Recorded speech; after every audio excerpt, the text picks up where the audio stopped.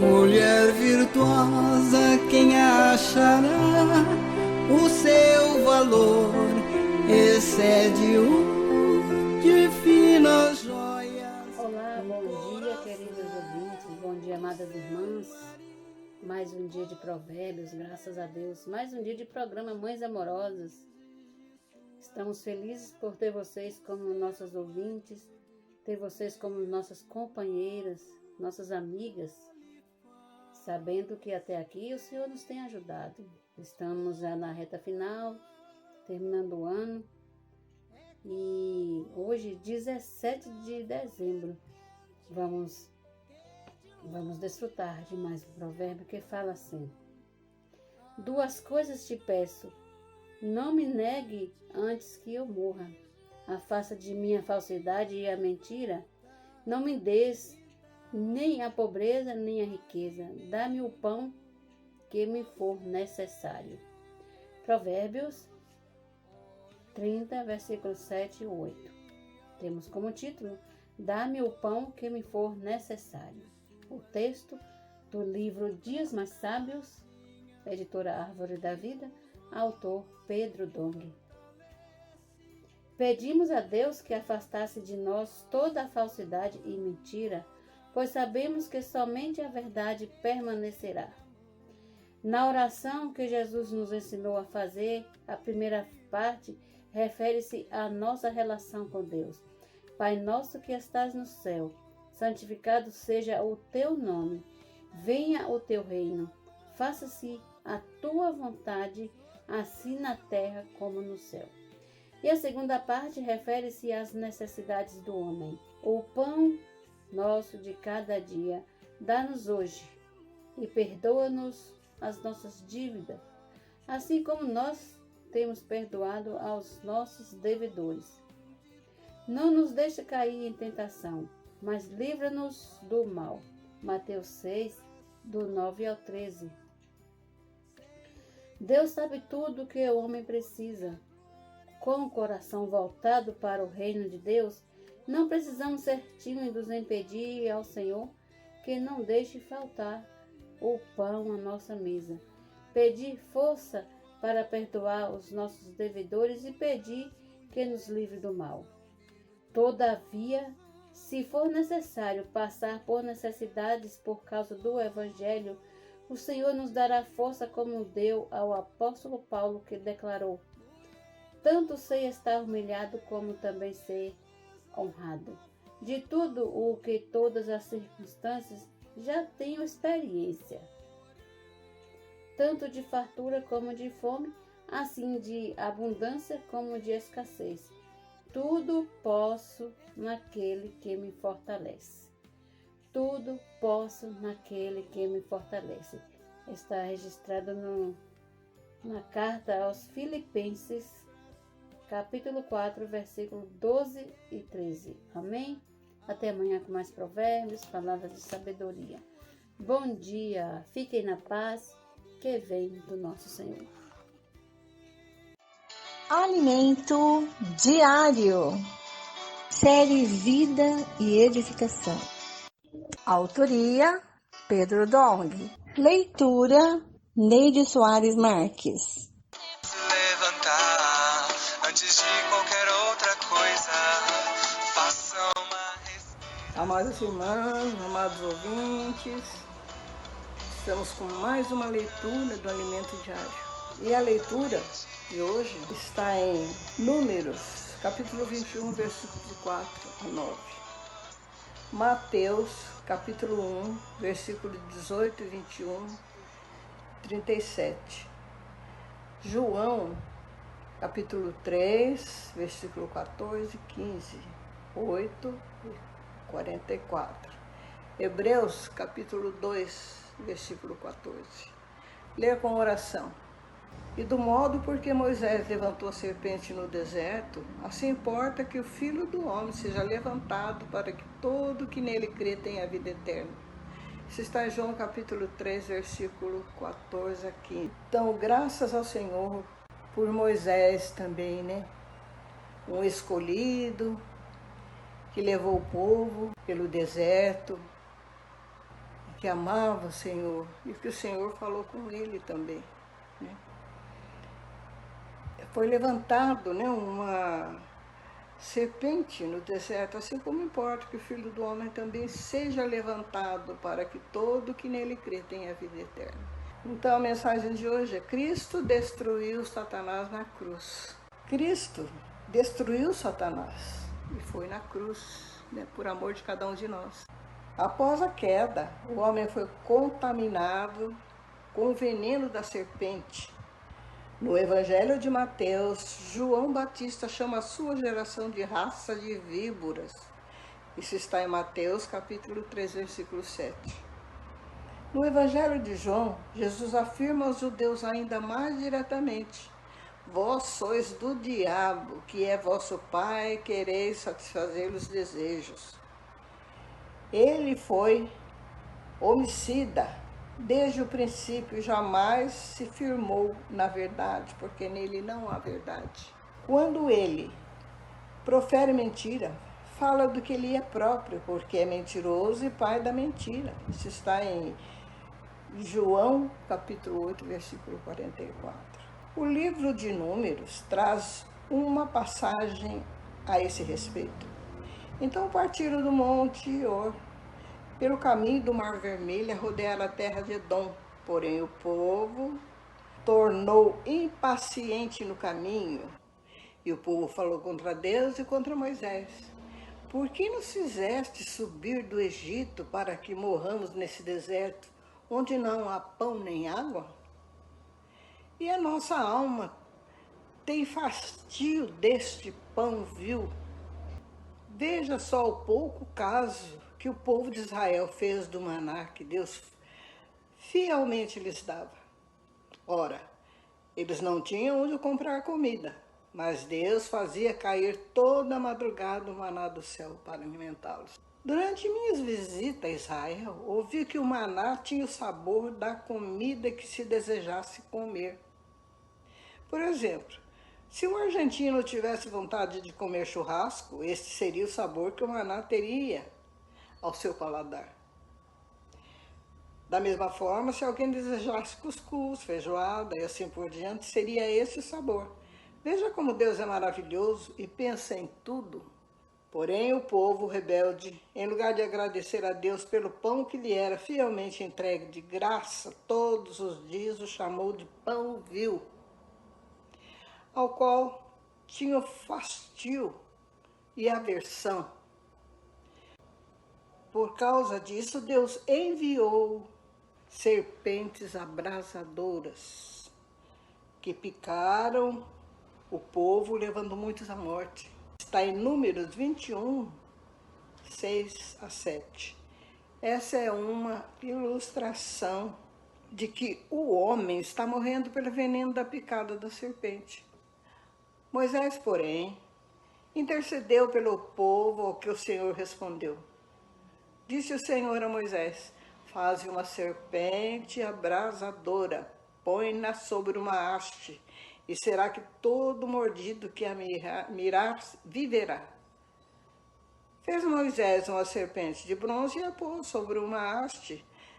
Tendo, porém, mordido por alguma serpente, alguém se olhava para a de bronze e sarava.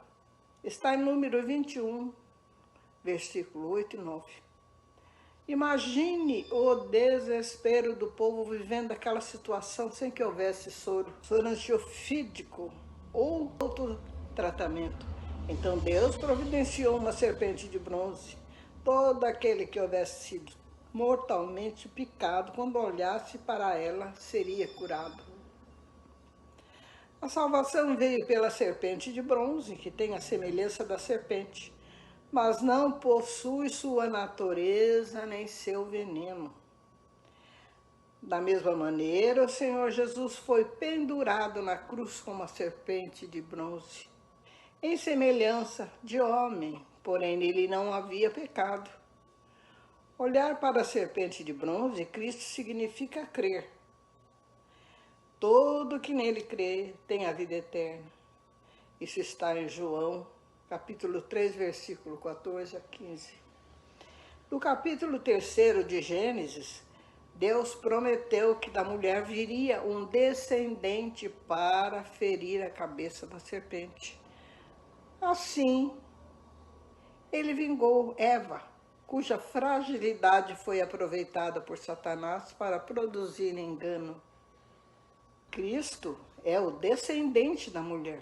Vindo, porém, à plenitude do tempo, Deus enviou seu Filho, nascido de mulher.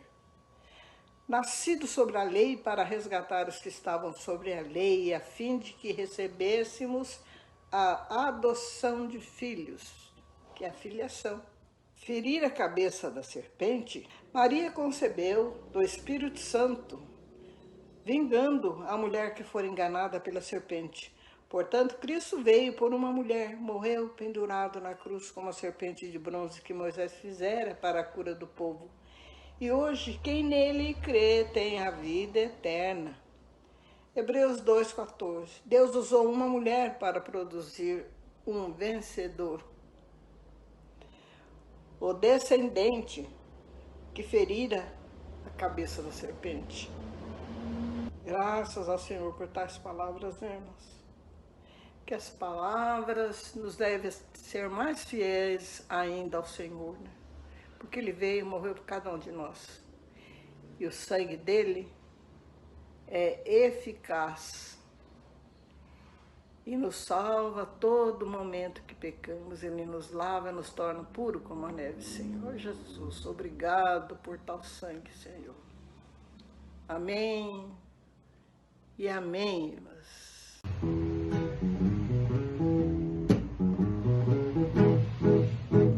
Sou profeta do Senhor, quando me alimento da palavra.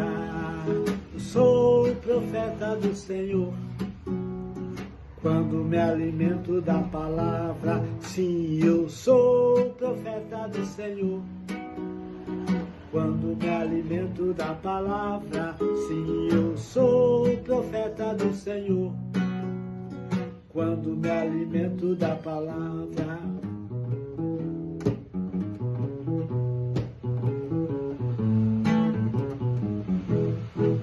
Sim, eu sou profeta do Senhor, quando me alimento da palavra. Sou profeta do Senhor, quando eu me alimento da palavra. Quando eu me alimento da palavra.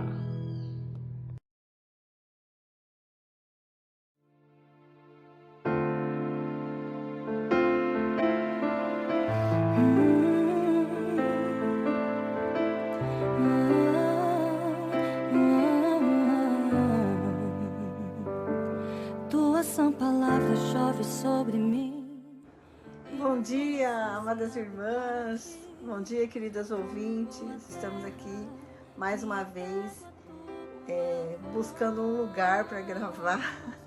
Eu estou viajando, né? E a gente tem que conciliar tudo aqui, o tempo, né? E um horário, né? Para que a gente possa gravar, que não esteja muito barulho, muita conversa, né? Então a gente tem atrasado aqui as nossas gravações por conta disso, tá? Mas estamos lutando aqui contra o tempo, contra tudo, para poder fazer as gravações. Então eu espero que você nos compreenda, né? E estamos aqui em família, né? Viemos para um casamento, nós estamos aqui em família, né? Então é difícil esse horário aí, que tá tranquilo. Conto com a sua compreensão, né? Pelas nossas falhas, né? E tudo mais. Bem, Senhor Jesus, mas até aqui nos ajudou o Senhor.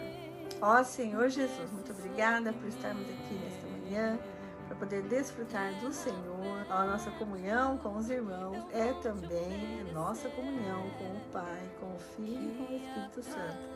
Senhor, abençoa a nossa comunhão com as irmãs, nessa leitura bíblica de hoje. Estamos já rumo à vitória aqui. Que são muitas as lutas, mas nós temos vencido dia a dia.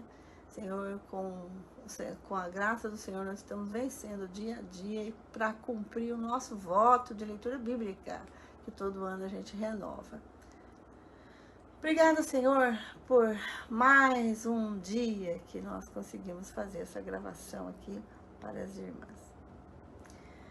Amém, amém, irmã. Jesus é o Senhor. E aí, vamos para frente? Sempre, né? Hoje nós vamos ler o livro de Naum. É um livro pequeno, não temos muitas informações sobre ele, mas vamos passar o que a gente tem.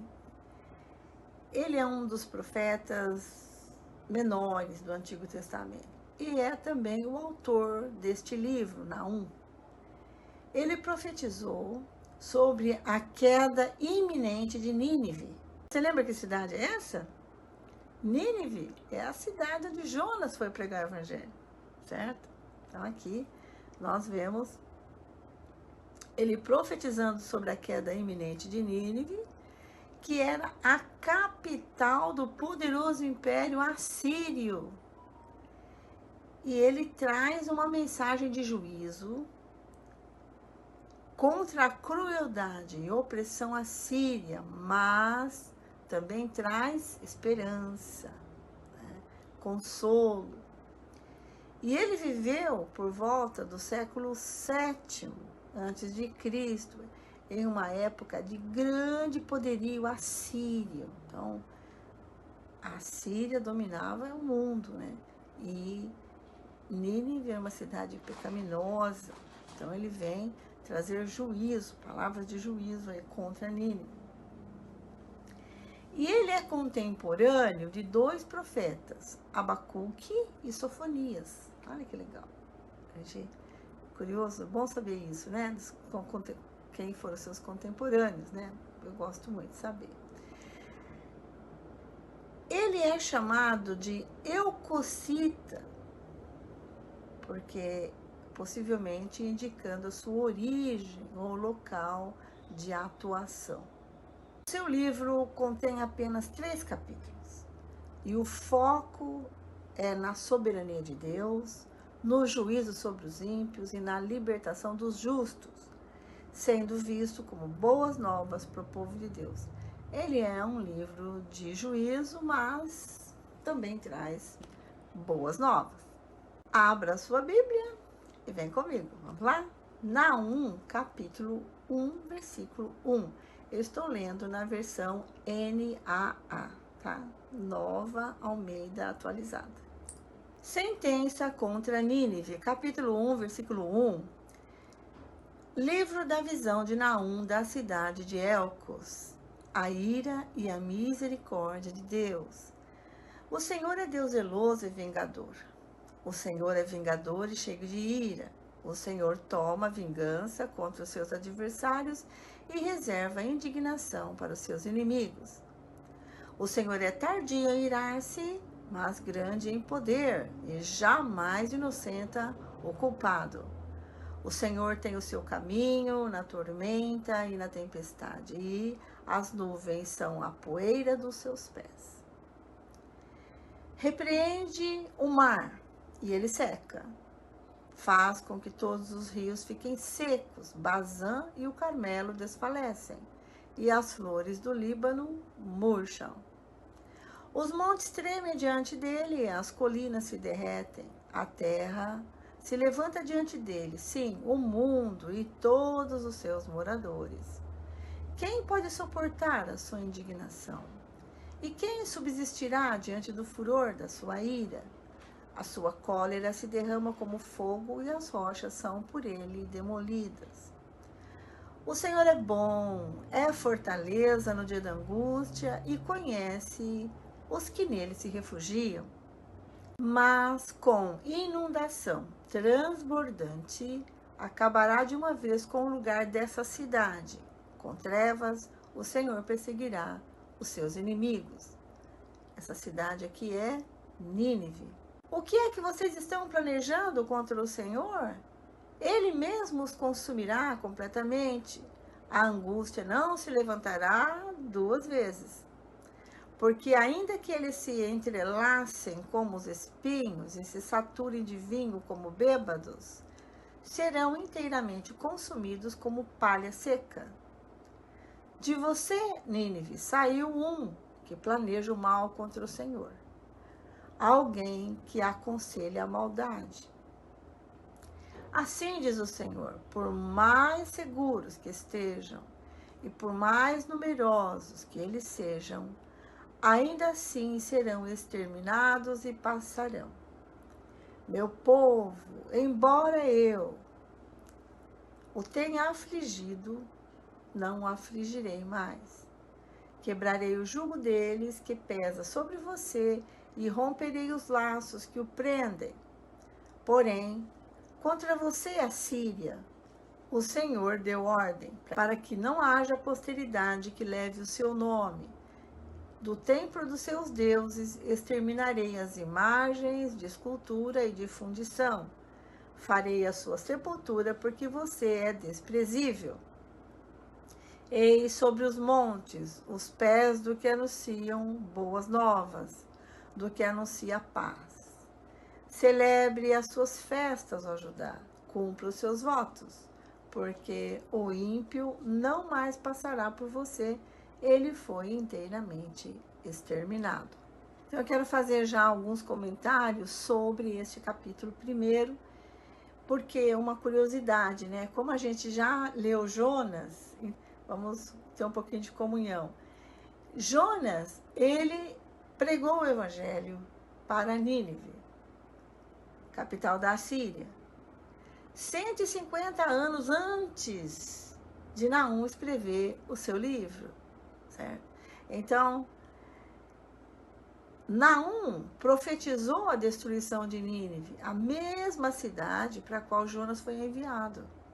Cerca de 150 anos depois, quando os ninivitas voltaram à sua maldade após o arrependimento inicial com Jonas, servindo como um segundo julgamento divino sobre a capital assíria. Então, o livro de Naum foi escrito depois de Jonas, né? 150 anos após a pregação de Jonas, né?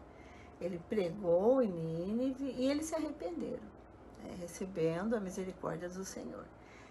Depois eles voltaram ao pecado, né?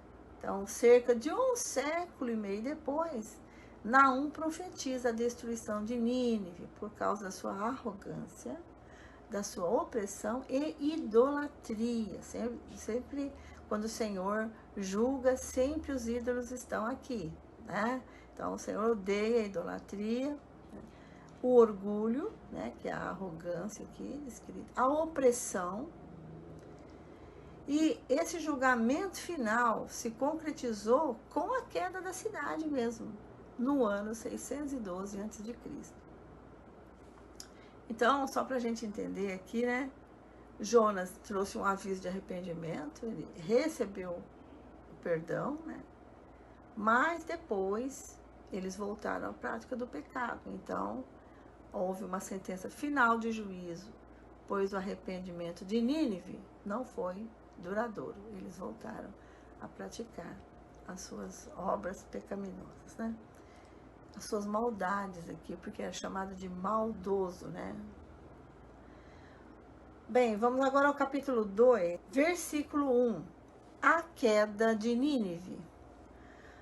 O destruidor avança contra você, Nínive. Guarde a fortaleza, vigie o caminho, prepare-se para lutar, reúna todas as suas forças, porque o Senhor restaurará a glória de Jacó como a glória de Israel, porque saqueadores o saquearam e destruíram os seus ramos. Os escudos dos seus heróis são vermelhos. Os homens valentes vestem escarlate. Os carros de guerra brilham como fogo no dia da sua preparação. E as lanças são agitadas. Os carros de guerra passam furiosamente no seu caminho. Apressam-se para chegar à muralha e preparam a defesa. As comportas dos rios se abrem e o palácio é destruído. Está decretado, a cidade rainha está despida, levada em cativeiro. As suas servas gemem como pombas e batem no peito. Nínive, desde que existe, tem sido como um tanque de águas, mas agora o seu povo foge. Alguém grita, parem, parem, mas ninguém se volta. Saqueiem a prata, saqueiem o ouro, porque os tesouros não têm fim. A cidade está repleta de objetos de valor. Vazio, desolação, ruína, o coração se derrete, os joelhos tremem, acabam-se as forças e o rosto de todos empalidece. Onde está agora o covil dos leões e o lugar onde os leõezinhos se alimentavam? Onde passeavam o leão, a leoa e os filhotes do leão sem que ninguém os espantasse? O leão arrebatava o bastante para os seus filhotes, estrangulava a presa para suas leoas e enchia de vítimas as suas cavernas e os seus covis de rapina. Eis que eu estou contra você, diz o Senhor dos Exércitos. Queimarei seus carros de guerra, a espada devorará os seus leõezinhos, arrancarei da terra a sua presa e nunca mais se ouvirá a voz dos seus embaixadores. Vamos agora aos nossos comentários. Nínive se prepara para a queda. Ela é avisada para se preparar. Guardar a fortaleza, vigiar o caminho, mas ela tem que se preparar para a derrota, porque os exércitos que vêm contra ela vêm com muita força, com muita fúria, e vai vencê-la. Os rios vão inundar o palácio, a cidade vai ser esvaziada, devastada. O povo vai ficar tremendo de medo desse exército. O emblema assírio era um leão. E aqui, no capítulo 2, nós vemos esse leão que caçava sendo caçado, sendo destruído. Então, Deus age contra Nínive por causa da sua crueldade e do seu orgulho. E tudo isso traz uma lição para a gente, né? Porque nós devemos estar sempre nos arrependendo, não é verdade? Eu me arrependi uma vez e é suficiente? Não, porque a gente sempre está cometendo pecados, né? Então, o arrependimento, né, tem que ser verdadeiro e cabal, né? Então, todos os dias, né? Hoje nós temos o Espírito, né? Hoje nós temos o sangue do Senhor. E temos o sangue do Senhor, né, por toda a eternidade agora, né? Então, o arrepender é uma prática constante no nosso viver, né? E o fato de nós estarmos na comunhão com o Senhor nos torna sensíveis, né, ao pecado. Quando a sua consciência acusa você, que você está tocando em algo que não é da vontade do Senhor, imediatamente você se arrepende, né? Então, e isso é constante, tá? Não é uma vez na vida, não. É todo dia e toda hora, né? Toda hora te iluminar, você se arrependa. Se arrepender é você voltar para Deus, né? Se arrepender não é você ficar murmurando, né? Não, se arrepender é dar uma volta de 180 graus e voltar para Deus, tá? Arrependimento é uma mudança de mente. Não? É isso aí. Ó Senhor Jesus. E nós temos também o nome do Senhor, né? Ó Senhor Jesus, né? Todo aquele que invocar o nome do Senhor, como nos diz Romanos 10:13, será salvo. E nós somos salvos de pecar, porque invocamos o nome do Senhor, certo? É verdade. Então, prove e confira. Ó Senhor Jesus, amém? Isso aí. Vamos agora para o capítulo 3 e último, né, de hoje. A ruína completa de Nínive. Ai da cidade sanguinária, toda cheia de mentiras e de roubo, e que não solta a sua presa. Eis o estalo dos açoites, o estrondo das rodas, o galope dos cavalos e os carros que vão saltando. Os cavaleiros que esporeiam, as espadas brilhantes, as lanças reluzentes, uma multidão de feridos, massa de cadáveres, mortos sem fim, chegam a tropeçar sobre os mortos. Tudo isso por causa da grande prostituição da bela e encantadora prostituta, da mestra de feitiçarias, que seduzia as nações com a sua prostituição e os povos com as suas feitiçarias. Isso aqui se refere aos ídolos, certo? Eis que estou contra você, diz o Senhor dos Exércitos. Levantarei as abas da sua saia sobre o seu rosto e mostrarei às nações a sua nudez e aos reinos as suas vergonhas. Vou jogar sujeira sobre você, tratá-la com desprezo, transformá-la em espetáculo. Todos os que a virem fugirão de você e dirão: Nínive está destruída. Quem terá compaixão dela? De onde buscarei? Quem a console? Será que você é melhor do que Tebas, que estava situada junto ao Nilo, cercada de águas, protegidas pelo mar, e tendo as águas por muralha? A Etiópia e o Egito eram sua força, força sem limites. Put e Líbia eram seus aliados. Todavia, ela foi levada ao exílio, foi para o cativeiro. Também os seus filhos foram despedaçados nas esquinas de todas as ruas. Sobre os seus nobres lançaram sortes, e todos os seus grandes foram presos concorrentes. Também você, Nínive, será embriagada e se esconderá. Também você procurará um refúgio contra o inimigo. Todas as suas fortalezas são como figueiras, com figos prematuros. É só sacudir a figueira que os figos caem na boca de quem os há de comer. Eis que os seus soldados são como mulheres. Os portões do seu país estão completamente abertos para os seus inimigos. O fogo destruiu as trancas. Tire água para o templo do cerco. Reforce as suas fortalezas. Entre no lodo e pise o barro. Pegue as formas para fazer tijolos. No entanto, você será consumida pelo fogo e exterminada pela espada, como folhas devoradas pelos gafanhotos. Multipliquem-se como os gafanhotos, tornem-se tão numerosos como eles. Os seus negociantes, mais numerosos do que as estrelas do céu, mas como gafanhotos, bateram asas e voaram. Os seus príncipes eram como gafanhotos, e os seus chefes como gafanhotos grandes, que pousam nos muros em dias de frio. Quando o sol aparece, voam embora, e não se sabe para onde vão. Os seus pastores dormem, ó rei da Assíria. Os seus nobres cochilam. O seu povo está espalhado pelos montes, e não há quem possa juntá-los. Não há remédio para o seu mal. O seu ferimento é grave. Todos os que ouvirem falar do que aconteceu com você, baterão palmas, pois quem não foi vítima da sua crueldade sem fim? Nesse capítulo nós vimos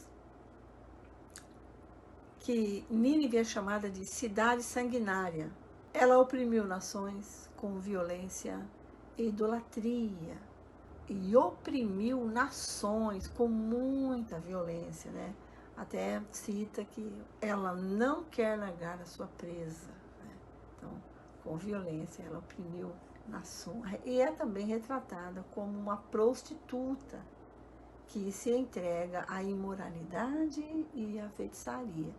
E isso tem tudo a ver diretamente com os ídolos, né? Uma cidade idólatra. Mas a justiça divina viria sobre ela e traria destruição inevitável, né? Ela já havia se arrependido, né? Quando Jonas, há 150 anos atrás, Jonas prega o evangelho e a cidade se arrepende. Todos, desde os animais até aos animais, foi decretado jejum, né? Então, toda a cidade se arrependeu, né? E isso é relatado no livro de Jonas. Mas depois a cidade volta a pecar. E então vem Naum, né, trazendo essa palavra aí de justiça divina, mostrando que o pecado tem consequência, certo? E a injustiça também. E nada pode resistir ao juízo de Deus. O Senhor está olhando tudo, né? Portanto, não, o que a gente aprende com isso? Quando alguém comete alguma injustiça contra nós, calma, o Senhor virá julgar. O Senhor não é injusto, pelo contrário, o seu juízo vem. Então, Vamos deixar tudo nas mãos do Senhor, certo? Porque Ele é quem advoga a nossa causa, tá certo? Então, a nação assíria, ela confiava na sua força militar, que era muito grande, e também na sua riqueza, né? Tanto que teve muitos despojos, né? Até Naum comenta aqui, né? Os despojos são ricos, né? Então, vocês vão se enriquecer com os despojos aqui, que os assírios eram inimigos de Israel, né? Então, há um contraste aqui com Judá. O destino de Nínive serve como consolo para Judá, pois se o inimigo é destruído, aí traz esperança para Israel, né? Então, quem está lutando aí, a luta de Israel, né, é o próprio Deus, certo? Então, vamos deixar o Senhor lutar as nossas lutas? É isso aí. Quando nós entregamos, né, tudo nas mãos do Senhor, os milagres acontecem, né? E a vitória vem. É isso aí. E Naum mostra isso pra gente, tanto que ele também está pregando aqui no capítulo 3 o arrependimento. Então, aqueles, dentre todos aqueles pecadores que se arrependerem, certamente serão poupados. Então, o Senhor, sempre misericordioso, certo? E a chave que nós temos aqui, para sempre nos voltar ao Senhor, é o arrependimento, né? Então, tudo isso, gente, é lição para nós. Vamos aprender aí com os erros aí de Nínive, tá certo? Bem, nós ficamos por aqui. Agora a irmã Lili traz para você Salmos, Provérbios e Apocalipse. Nós já estamos rumo à nossa vitória aqui, né? Concluindo a nossa leitura bíblica anual do ano de 2025. Então, fizemos um voto e estamos cumprindo. E o Senhor nos permita cumprir esse voto, certo? Então, dependendo do Senhor, nós vencemos aqui um dia de cada vez. E hoje foi mais um dia desses. Tchau, tchau. Até amanhã, se Deus quiser, com mais leitura bíblica. Bom dia, irmã Vera. Bom dia, irmãs. Graças ao Senhor, mais um dia de leitura bíblica. E concluindo a segunda parte, hoje, dia 17 de dezembro, vamos ler Salmos, capítulo 136, Provérbios, capítulo 30, versículos 7 ao 9, e Apocalipse, capítulo 8. Vamos iniciar com Salmos, a misericórdia de Deus. Deem graças ao Senhor, porque Ele é bom, porque a sua misericórdia dura para sempre. Deem graças ao Senhor dos deuses, porque a sua misericórdia dura para sempre. Deem graças ao Senhor dos senhores, porque a sua misericórdia dura para sempre. Ao único que opera grandes maravilhas, porque a sua misericórdia dura para sempre.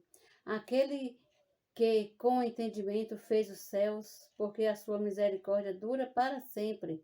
Aquele que estende a terra sobre as águas, porque a sua misericórdia dura para sempre. Aquele que fez os grandes luzeiros, porque a sua misericórdia dura para sempre. Fez o sol para resistir o dia, porque a sua misericórdia dura para sempre. Fez a lua e as estrelas para presidirem a noite, porque a sua misericórdia dura para sempre. Aquele que matou os primogênitos do Egito, porque a sua misericórdia dura para sempre, e tirou Israel do meio deles, porque a sua misericórdia dura para sempre. Ele os tirou com mão poderosa e braço estendido, porque a sua misericórdia dura para sempre. Aquele que dividiu o mar vermelho em duas partes, porque a sua misericórdia dura para sempre. E fez Israel passar pelo meio dele, porque a sua misericórdia dura para sempre. Mas lançou Faraó e o seu exército no mar vermelho, porque a sua misericórdia dura para sempre. Aquele que conduziu o seu povo pelo deserto, porque a sua misericórdia dura para sempre. Aquele que matou reis poderosos, porque a sua misericórdia dura para sempre. E tirou a vida de reis famosos, porque a sua misericórdia dura para sempre. Matou Seom, rei dos amorreus, porque a sua misericórdia dura para sempre. E matou Og, rei de Bazã, porque a sua misericórdia dura para sempre. E deu a terra deles em herança, porque a sua misericórdia dura para sempre. Em herança a Israel, seu servo, porque a sua misericórdia dura para sempre. Aquele que se lembrou de nós em nosso abatimento, porque a sua misericórdia dura para sempre. E nos libertou dos nossos inimigos, porque a sua misericórdia dura para sempre. E dá alimento a todos os seres vivos, porque a sua misericórdia dura para sempre. Deem louvores ao Deus dos céus, porque a sua misericórdia dura para sempre. Agora vamos ler Provérbios, o capítulo 30, versículos 6, 7 e 8. Fala assim: duas coisas te peço, ó Deus. Não recuse o meu pedido antes que eu morra. Afasta de mim a falsidade e a mentira. Não me des nem a pobreza nem a riqueza. Dá-me o pão que for necessário, para não acontecer que, estando eu farto, te negue e diga: quem é o Senhor? Ou que, empobrecido, venha a furtar e profanar o nome de Deus. O Senhor nos dá o que nos é necessário. Agora vamos ler Apocalipse, capítulo 8, que fala assim: o sétimo selo e o incensário. O sétimo selo e o incensário de ouro. Quando o cordeiro quebrou o sétimo selo, houve silêncio no céu durante quase meia hora. Então vi os 7 anjos que estão em pé diante de Deus, e lhes foram dadas 7 trombetas. Veio outro anjo e ficou em pé junto ao altar, com um incendiário de ouro, e lhe foi dado muito incenso para oferecê-lo com as orações de todos os santos sobre o altar de ouro que está diante do trono.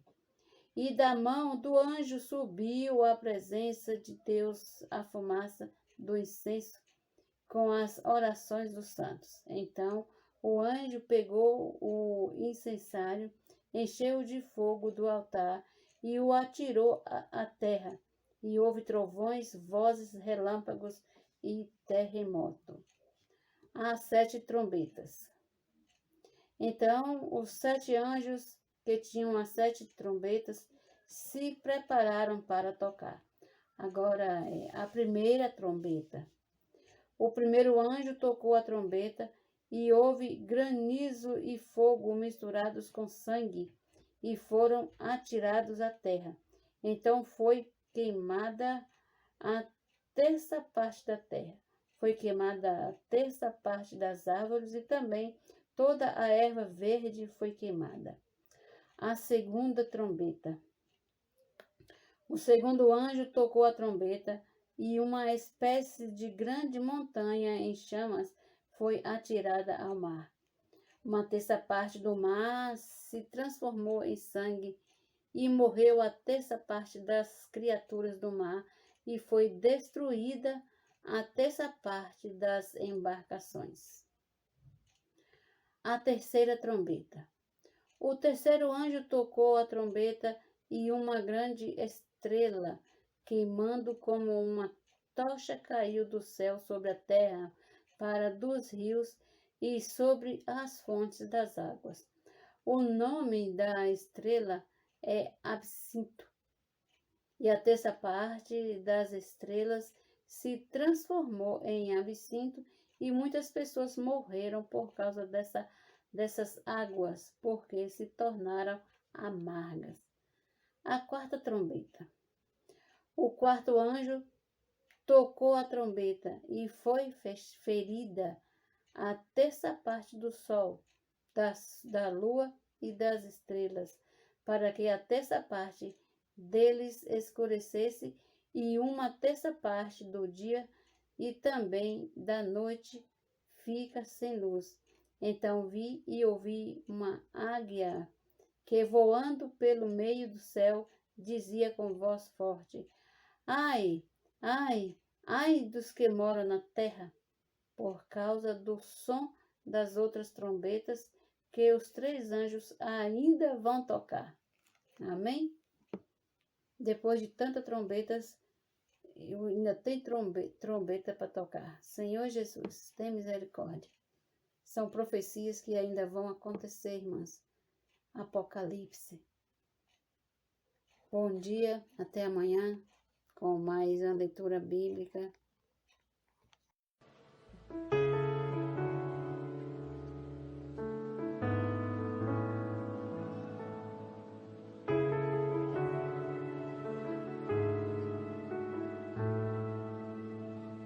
Eu ouço a tua voz, amiga. Olá, nós estamos lendo o livro Servas Diligentes, nós estamos já no capítulo 6 e o título de hoje é Diligência na palavra profética é bênção. Efésios 1, de 9 a 10, nos revela algo muito importante, a vontade de Deus. A vontade de Deus se origina de um desejo ardente que ele tem em seu coração. É tão forte, mas tão forte, que ninguém consegue ir contra a vontade dele. E essa vontade é uma só: fazer convergir em Cristo tudo o que existe, todos os elementos que estão no céu e na terra. É fazer Cristo ser o cabeça sobre todas as coisas, para estabelecer o reino de Deus. Deus deseja que Cristo reine, que Ele governe sobre todas as coisas nos céus e na terra. Essa é uma afirmação muito importante que governa toda a Bíblia. Então, quando nós temos isso como centro, nós podemos entender muitas coisas, dar sentido a muitas coisas na palavra, né? Às vezes a gente não tem nem noção de que Deus tem um desejo, que Ele tem uma vontade, que Ele tem um coração e que Ele almeja, né, que Cristo encabece todas as coisas. Antes, eu pelo menos achava que Deus, assim, Ele era mais para atender os nossos desejos, né? Que a gente orava e pedia para Deus, eu preciso de tal coisa, eu preciso disso, daquilo. Mas na verdade Deus também tem um anelo no seu coração, Ele tem um desejo e Ele precisa de nós para cumprir esse desejo. Já que a vontade de Deus é Cristo encabeçar todas as coisas, Ele então criou os céus e a terra para Cristo governá-los. Porém, a terra ficou um caos por causa da rebelião de um anjo caído que se orgulhou por ser perfeito demais e acabou tornando-se o adversário de Deus. Deus não tolera rebelião. Então julgou a terra com águas de morte. Está em Gênesis 1, de 1 a 2. Parecia o fim. Mas o Espírito de Deus estava ali pairando sobre as águas. Graças a Deus que o Espírito ele estava pairando sobre as águas, preparando tudo para o Senhor restaurar todas as coisas, né? Onde há o Espírito de Deus, irmãs, há esperança de uma ação de Deus, de uma obra de Deus. Onde há a presença do Espírito Santo, há esperança, irmãos. Deus precisa restaurar a terra, já que sua vontade era restabelecer seu governo sobre os céus e a terra. Graças a Deus que o Senhor ele não desiste da vontade dele, né? Embora tenha acontecido todas essas coisas, mas o Senhor ele continuou, né? Ele continua até que a sua vontade seja estabelecida. Após o processo de restauração do que fora danificado, ele criou o homem. Esse homem foi criado segundo a imagem e semelhança de Deus para representá-lo e exercer seu domínio, seu governo sobre a terra. Deus abençoou o homem e a mulher e os tornou fecundos para multiplicar-se, encher a terra e sujeitá-la. No entanto, o homem não tinha capacidade de sujeitar a terra. Então Deus fez toda sorte de árvore para alimentar o homem e colocou no jardim a árvore da vida e a árvore do conhecimento do bem e do mal. Era para que o homem escolhesse a árvore da vida, a fim de receber a vida de Deus dentro de si, e assim ser governado por Deus e conseguir finalmente sujeitar a terra. Não era uma coisa que ele iria fazer sozinho, né? Mas ele, comendo da árvore da vida, ele iria se sujeitar a Deus, assim. Ele, comendo da árvore da vida, ele seria governado por Deus, e assim ele poderia governar toda a terra, né? O homem demorou demais para fazer a escolha certa e acabou estragando tudo ao escolher da árvore errada. O pecado entrou no homem e por um só homem passou para toda a humanidade, como relata Romanos 5:12. Essa foi a maior tragédia da humanidade. O homem passou a ser carnal por causa do pecado e da morte. A morte reinando no homem tornou a humanidade cada vez pior. Deus então se arrependeu de ter criado o homem. Para Deus ter se arrependido é porque realmente foi algo muito, muito triste, né? Algo que realmente feriu o coração de Deus, né? O Senhor tinha feito tudo para que o homem tivesse uma vida perfeita, e o homem, por se demorar em fazer a vontade de Deus, deu ocasião para que a serpente enganasse a Eva, né? Por isso é tão importante que nós, assim, sejamos rápidos em fazer a vontade do Senhor, né? A gente não fique analisando tanto. Quando Deus pede algo, nós devemos ser rápidos em cumprir, para não dar brecha, né? Para que o inimigo venha nos enganar, para que a nossa mente, sabe, a gente fique analisando muito e acabe não cumprindo a vontade do Senhor, né? A morte, o homem passou a ser carnal, né, por causa do pecado e da morte. A morte reinou no homem, tornou a humanidade cada vez pior. Deus então se arrependeu de ter criado o homem, como a gente já falou. Gênesis 6:5 e 6 diz: Viu o Senhor que a maldade do homem se havia multiplicado na terra e que era continuamente mal todo o desígnio do seu coração. Então se arrependeu o Senhor de ter feito o homem na terra, e isso lhe pesou no coração. O homem que fora feito com tanta expectativa de Deus, né, abalou seu plano. Deus quis exterminar a raça humana com um dilúvio, mas um homem, Senhor Jesus, irmãs, um homem com o coração correto achou graça diante de Deus, Noé.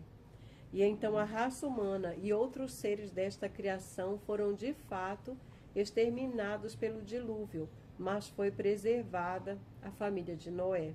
175 anos depois do dilúvio, apareceu um homem destemido, defendendo a ideia de que não era bom o homem viver com medo de ser castigado por Deus o tempo todo e com pavor de acontecer novamente um dilúvio. Desse modo, Nimrod, que não tinha um coração correto, começou a defender a ideia de uma sociedade sem o governo de Deus, sem a presença de Deus. Decretaram independência de Deus. Era o homem governando o homem. Imagina só, né? O homem pecador governando outro homem pecador. Eles assim rejeitaram o governo de Deus, que é perfeito, né? Que tem o melhor para o homem, para colocar um homem no governo, onde é um homem cheio de falhas, um homem com ambições, né? Não tendo um coração correto, porque na verdade ele queria dominar, né? Ele queria estar à frente de tudo. A terra ficou um caos de novo e todos os homens se tornaram egoístas e idólatras. Era uma geração completamente idólatra, buscando cada um seu benefício próprio e adorando outros seres. O homem viveu totalmente sem Deus. Romanos 3, 10 e 11 diz: Não há justo, nenhum sequer, depois da queda, né? Não há quem entenda, não há quem busque a Deus. Um dia, o Deus da glória encontrou um homem com o coração correto, que buscava o Deus verdadeiro, no meio de toda aquela perversão e idolatria. Abraão. Ó Senhor Jesus. A gente vê que com tudo que estava acontecendo, Deus, ele achou um homem que foi Noé, né? E por meio de Noé ele teve condição, Senhor, de dar continuidade ao plano dele.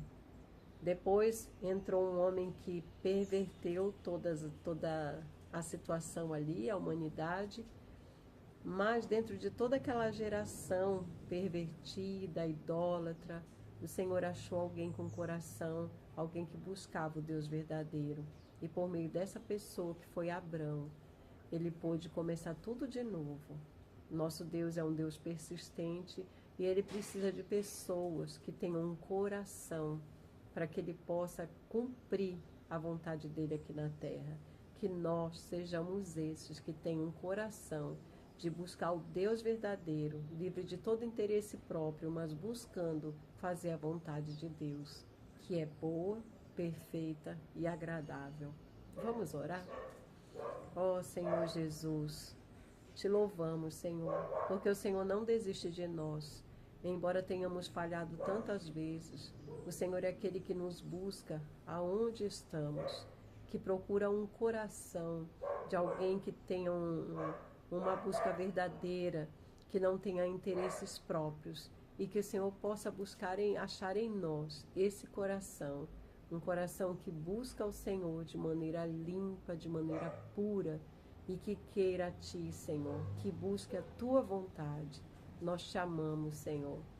Ó Senhor Jesus, muito obrigada, Senhor, por essa palavra salvadora. Dá-nos tal coração, Senhor. Ó Senhor Jesus. Amém, irmãs, que o Senhor nos dê esse coração.